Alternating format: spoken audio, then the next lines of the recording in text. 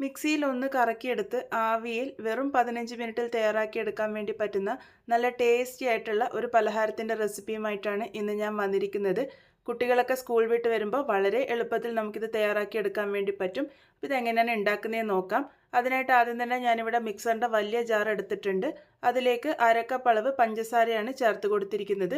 അരക്കപ്പ് ഇങ്ങനെ മുഴുവനായിട്ട് എടുത്തിട്ടില്ല, കുറച്ച് കുറവായിട്ടാണ് എടുത്തിരിക്കുന്നത്. ഇതിലേക്ക് 1/4 കപ്പ് അളവ് റിഫൈൻഡ് ഓയിലും കൂടെ ഒഴിച്ചു കൊടുത്തിട്ടുണ്ട്. ആദ്യം ഈ ഒരു പഞ്ചസാരയും റിഫൈൻഡ് ഓയിലും ഒന്ന് നന്നായിട്ട് ബീറ്റ് ചെയ്തെടുക്കുക. അതിനുശേഷം ഞാനിവിടെ 1/3 കപ്പ് പാലാണ് ഒഴിച്ചു കൊടുത്തിരിക്കുന്നത്. പാല് റൂം ടെമ്പറേച്ചറിലായിട്ടുള്ള പാലാണ് എടുത്തിരിക്കുന്നത്. ആദ്യം അതൊന്ന് കറക്കിയെടുത്ത് വന്നതിന് ശേഷം വീണ്ടും ഒരു 1/3 കപ്പ് പാൽ ഒഴിച്ചു കൊടുത്തിട്ടുണ്ട്. ഹൈ സ്പീഡിൽ ഒന്ന് കറക്കിയെടുത്ത് വന്നിട്ടുണ്ട്. മൊത്തത്തിൽ ഞാനിവിടെ 2/3 കപ്പ് പാലാണ് ഉപയോഗിച്ചിരിക്കുന്നത്.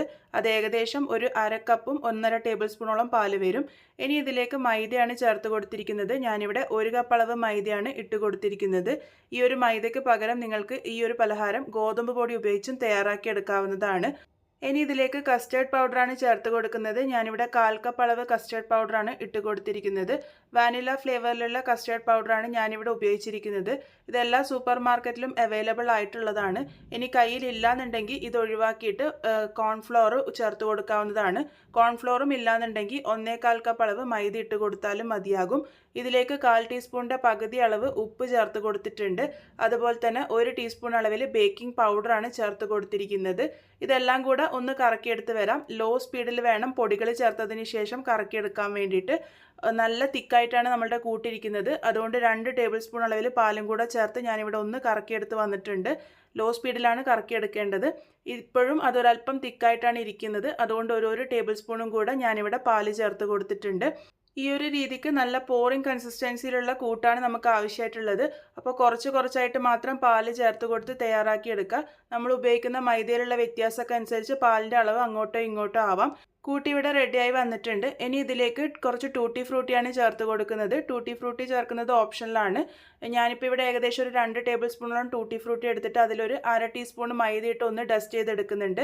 ഇതുപോലെ ചെയ്തെടുക്കുന്നത് ആ ഒരു ടൂട്ടി ഫ്രൂട്ടി അടിയിൽ പോയിട്ട് ഊറിക്കൂടി നിൽക്കാണ്ടിരിക്കാൻ വേണ്ടിയിട്ടാണ്. അപ്പോൾ ഇതുപോലെ ഒന്ന് കവർ ചെയ്തെടുത്തതിന് ശേഷം നമുക്കിത് കൂട്ടിലേക്ക് ഇട്ട് കൊടുക്കാം. എന്നിട്ടൊന്ന് ചെറുതായിട്ട് മിക്സ് ചെയ്തെടുക്കാം. ഒരുപാട് നേരിട്ട് ഇളക്കേണ്ട ആവശ്യമില്ല. അതിങ്ങനെ അവിടെ ഇവിടെയൊക്കെ കിടക്കുന്ന രീതിക്ക് ഒന്ന് ചെറുതായിട്ട് മാത്രം മിക്സ് ചെയ്തെടുത്താൽ മതി. ടൂട്ടി ഫ്രൂട്ടി ഇല്ലാന്നുണ്ടെങ്കിൽ ഒഴിവാക്കിയാലും കുഴപ്പമില്ല. അതിന് പകരം നിങ്ങൾക്ക് നട്ട്സ് ഇട്ടിട്ട് വേണമെങ്കിലും ഇത് തയ്യാറാക്കി എടുക്കാവുന്നതാണ്. അപ്പോൾ ഇവിടെ കൂട്ട് തയ്യാറാക്കി എടുത്തിട്ടുണ്ട്. ഇനി ഞാനിപ്പോൾ ഇവിടെ ഈ ഒരു പലഹാരം ഉണ്ടാക്കിയെടുക്കാൻ പോകുന്നത് ഇതുപോലെ ചെറിയ പാത്രത്തിലാണ്. നിങ്ങൾക്ക് ഇതുപോലത്തെ പാത്രത്തിൽ തന്നെ തയ്യാറാക്കി എടുക്കണമെന്നില്ല. ഏത് ടൈപ്പ് പാത്രം വേണമെങ്കിലും ഉപയോഗിക്കാം. ആ ഒരു പാത്രം നല്ലപോലെ എണ്ണ തടവി എടുക്കാൻ വേണ്ടിയിട്ട് ശ്രദ്ധിക്കുക. അപ്പോൾ ഞാൻ ഇതുപോലെ നന്നായിട്ട് തന്നെ എണ്ണ തടവി എടുത്തിട്ടുണ്ട്. എന്നിട്ട് അതിൻ്റെ ഏകദേശം 1/4 ഭാഗത്തോളം മാത്രം കൂട്ടൊഴിച്ച് കൊടുക്കുക. ഫുള്ളായിട്ട് ഒഴിച്ചു കൊടുക്കരുത്. ഇത് നന്നായിട്ട് പൊങ്ങി വരും. 1/4 ഭാഗത്തോളം കൂട്ടൊഴിച്ച് കൊടുത്ത് ഒന്ന് നന്നായിട്ട് ടാപ്പ് ചെയ്തെടുക്കുന്നുണ്ട്. അപ്പോൾ ഇതുപോലെ ഒന്ന് ടാപ്പ് ചെയ്തെടുക്കുന്നത് എയർ ബബിൾസ് ഒക്കെ മാറ്റിയെടുക്കാൻ വേണ്ടിയിട്ടാണ്. ഇനി ഇതിൻ്റെ മുകളിലേക്കായിട്ട് ഞാനിവിടെ കുറച്ച് ടൂട്ടി ഫ്രൂട്ടി ഇട്ട് കൊടുക്കുന്നുണ്ട്. നിങ്ങൾക്ക് വേണമെങ്കിൽ നട്ട്സ് ഉപയോഗിച്ചും ഇതൊന്ന് ഡെക്കറേറ്റ് ചെയ്യാവുന്നതാണ്. ഇനി ഈ ഒരു പലഹാരം നമ്മൾ ആവിയിലാണ് വേവിച്ചെടുക്കാൻ വേണ്ടി പോകുന്നത്. അപ്പോൾ സ്റ്റീമർ ഞാൻ നേരത്തെ വെള്ളം ഒഴിച്ചിട്ട് ആവി വരാൻ വേണ്ടി വെച്ചിരുന്നു. അതിനുശേഷം ഈ ഒരു പാത്രം ഇതിലേക്ക് ഇറക്കി വെക്കുക. ഇറക്കി വെച്ചിട്ട് മീഡിയം ടു ഹൈ ഫ്ലെയിമിൽ വെച്ചിട്ട് 15 മിനിറ്റ് നേരത്തേക്കാണ് ഇത് കുക്ക് ചെയ്തെടുക്കേണ്ടത്. ഒരു 10-12 മിനിറ്റ് ആകുമ്പോൾ നിങ്ങൾക്കൊന്ന് തുറന്ന് നോക്കാവുന്നതാണ്. അഥവാ പാകത്തിന് റെഡി ആയിട്ടുണ്ടെങ്കിൽ ഓഫാക്കാവുന്നതാണ്. ഏകദേശം 15 മിനിറ്റാണ് ഞാനിവിടെ കുക്ക് ചെയ്തെടുത്തിരിക്കുന്നത്. ഇതുപോലെ ഒരു ടൂത്ത് പിക്കോ സ്ക്യൂറോ ഇട്ട് ഒന്ന് ചെക്ക് ചെയ്ത് നോക്കുക. നീറ്റായിട്ട് വരുന്നുണ്ടെങ്കിൽ പാകത്തിന് റെഡി ആയിട്ടുണ്ട്. ഇതിൻ്റെ ചൂട് നല്ലപോലെ ആറി വരാൻ വേണ്ടിയിട്ട് മാറ്റി വയ്ക്കുക. ചൂട് ആറി വന്നതിന് ശേഷം മാത്രം ഡീമോൾഡ് ചെയ്തെടുക്കുക. കണ്ടില്ലേ, സൈഡിൽ നിന്നൊക്കെ നന്നായിട്ട് ഇത് ഇളകി വരും ചൂടൊക്കെ ആറി വരുമ്പോൾ. എന്നിട്ട് കയ്യിലേക്ക് വെച്ച് ഒന്ന് ടാപ്പ് ചെയ്യുമ്പോൾ തന്നെ ഈസി ആയിട്ട് നമുക്ക് ഡീമോൾഡ് ചെയ്തെടുക്കാൻ വേണ്ടി പറ്റും. പാത്രത്തിലൊന്നും ഒട്ടും തന്നെ പറ്റിപ്പിടിക്കില്ല. നല്ല സോഫ്റ്റ് ആയിട്ടാണ് നമ്മളുടെ ഈ ഒരു പലഹാരം ഇരിക്കുന്നത്. നമ്മൾ ഇന്നിവിടെ തയ്യാറാക്കിയെടുത്തിരിക്കുന്നത് ആവിയിൽ വേവിച്ചെടുത്തിരിക്കുന്ന കസ്റ്റേർഡ് ഫ്ലേവറിലുള്ള കേക്കാണ്. അപ്പോൾ വളരെ സോഫ്റ്റ് ആയിട്ടുള്ള ഈ ഒരു കേക്ക് നിങ്ങൾ എന്തായാലും ട്രൈ ചെയ്ത് നോക്കൂ. ട്രൈ ചെയ്തതിന് ശേഷം ഫീഡ്ബാക്സ് ഒക്കെ പറയാൻ മറക്കരുത്. വീണ്ടും ഒരു നല്ല റെസിപ്പിയുമായി കാണാം.